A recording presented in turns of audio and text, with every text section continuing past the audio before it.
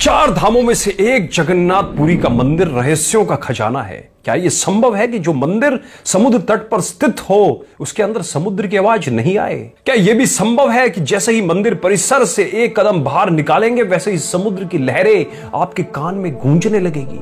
मंदिर परिसर की दहलीज से एक कदम बाहर निकालते ही आप समुद्र की आवाज सुन सकते हैं। अगर अपने ग्रंथों का अध्ययन करें तो पता चलेगा कि भगवान जगन्नाथ श्री हरि विष्णु का ही एक रूप है और श्री हरि विष्णु समुद्र देव के दामाद। एक ससुर अपने दामाद को शांति देने के लिए मंदिर परिसर में शांत और शीतल रहता है। यह रहस्य एक चमत्कार से कम नहीं है, पर रहस्य यहां तक ही सीमित नहीं रहते। जगन्नाथपुरी का मंदिर तो रहस्यों का खजाना है। अगर सुलझाने चलेंगे तो उसी में उलझते रह जाएंगे, पर अगर विश्वास के साथ रहस्यों को देखेंगे तो विस्मित होंगे। हम 21वीं सदी के मानव हैं, वही मानते हैं जिसे हम प्रमाणित कर सकते हैं। हर विषय को विज्ञान से जोड़ते हैं। विज्ञान कहता है कि हर एक ओपेक ऑब्जेक्ट की परछाई बनती है क्योंकि उसमें से लाइट रिफ्लेक्ट नहीं होती। तो फिर जगन्नाथपुरी के मंदिर के शिखर पर जो सुदर्शन चक्र लगा है उसकी भी छाया जमीन पर पड़नी चाहिए। पड़नी तो चाहिए पर पड़ती नहीं है। क्यों? यह एक रहस्य है। मंदिर का चक्र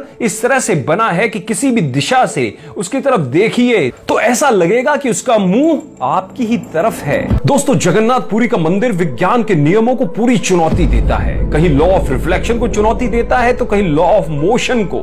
लॉ ऑफ मोशन के अनुसार कोई भी चीज हवा की दिशा में बहती है, ना कि विपरीत दिशा में। पर जगन्नाथपुरी के शिखर के ऊपर स्थित पताका हमेशा हवा के विपरीत दिशा में बहती है। आमतौर पर दिन में सी ब्रीज होती है और रात में लैंड ब्रीज, जिसके अनुसार दिन में हवा समुद्र तट से धरती की तरफ जाती है और शाम को धरती से समुद्र की तरफ। पर हैरानी की बात है कि जगन्नाथपुरी के मंदिर में यह प्रक्रिया उल्टी चलती है।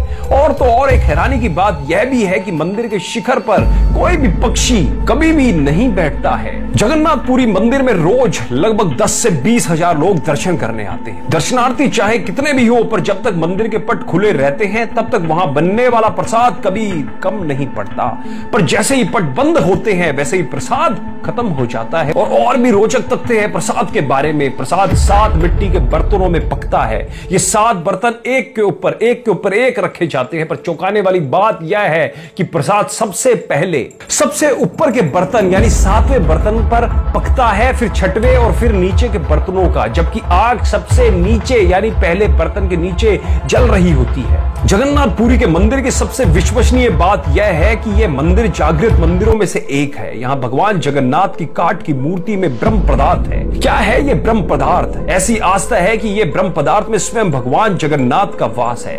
12 से 19 साल बाद भगवान जगन्नाथ की काठ से बनी मूर्ति को बदलकर नई मूर्ति स्थापित की जाती है। जो पुजारी मूर्ति के अंदर विराजमान ब्रह्म पदार्थ को निकालकर दूसरी मूर्ति में स्थापित करता है, उनकी आंख पर पट्टी बंधी होती है और साथ में हाथ में मोटे दस्तान होते हैं। पुजारियों के अनुसार यह ब्रह्म पदार्थ एक खरगोश की भांति फुदकता है।